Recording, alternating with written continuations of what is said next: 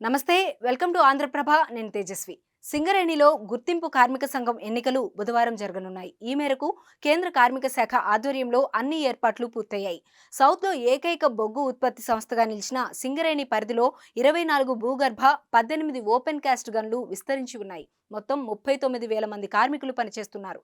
1998 నుండి సింగరేణిలో కార్మిక సంఘాలకు ఎన్నికలు నిర్వహిస్తున్నారు. గుర్తింపు సంఘం కాలపరిమితి మొదట 2 ఏళ్లు ఉండగా తర్వాత 4 ఏళ్లకు పెంచారు.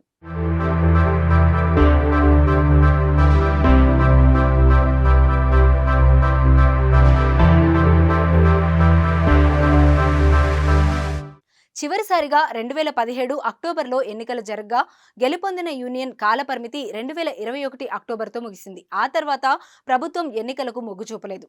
దీంతో ఏఐటియుసి అనుబంధ సింగరేణి క్యాలరీస్ వర్కర్స్ యూనియన్ కోర్టును ఆశ్రయించగా ఎన్నికల ప్రక్రియ స్టార్ట్ అయింది. సింగరేణి గుర్తింపు సంఘం ఎన్నికల నోటిఫికేషన్ గత అక్టోబర్ 6న వెలువడింది. అదే నెల 10వ తేదీ వరకు నామినేషన్ల ప్రక్రియ పూర్తి చేసి కార్మిక సంఘాలకు గుర్తులు కేటాయించారు. అక్టోబర్ 30న పోలింగ్ నిర్వహించాల్సి ఉండగా అసెంబ్లీ ఎన్నికలు రావడం, రాష్ట్ర ప్రభుత్వం ఎన్నికల నిర్వహణకు మరోసారి అభ్యంతరం చెప్పడంతో ఈ ప్రక్రియ నిలిచిపోయింది. ఈ నెల 27న పోలింగ్ నిర్వహించాల్సిందేనని హైకోర్టు ఆదేశాలు జారీ చేయడంతో కార్మిక సంఘాలు సమరానికి సిద్ధమయ్యాయి.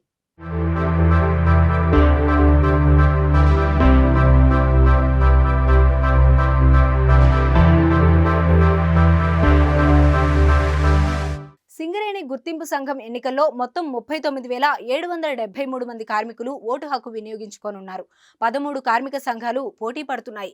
ఎన్నికల విధులకు 650 మంది ప్రభుత్వ ఉద్యోగులను, బందోబస్తు విధులకు 460 మంది పోలీసులను కేటాయించారు. రహస్య బ్యాలెట్ పద్ధతిలో ఎన్నికలు జరుగుతాయి.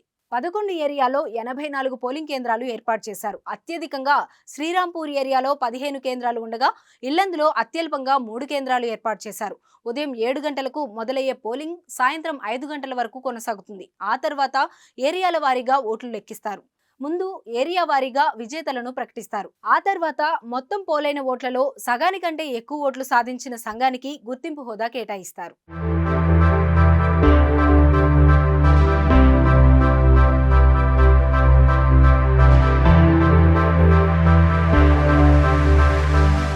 మంచిర్యాల జిల్లాతో పాటు కొమరం భీం, ఆసిఫాబాద్ జిల్లా కూడా సింగరేణి ప్రాంతం కావడంతో జిల్లాలో సింగరేణి ఎన్నికలు రసవత్తరంగా ఉండబోతున్నాయి.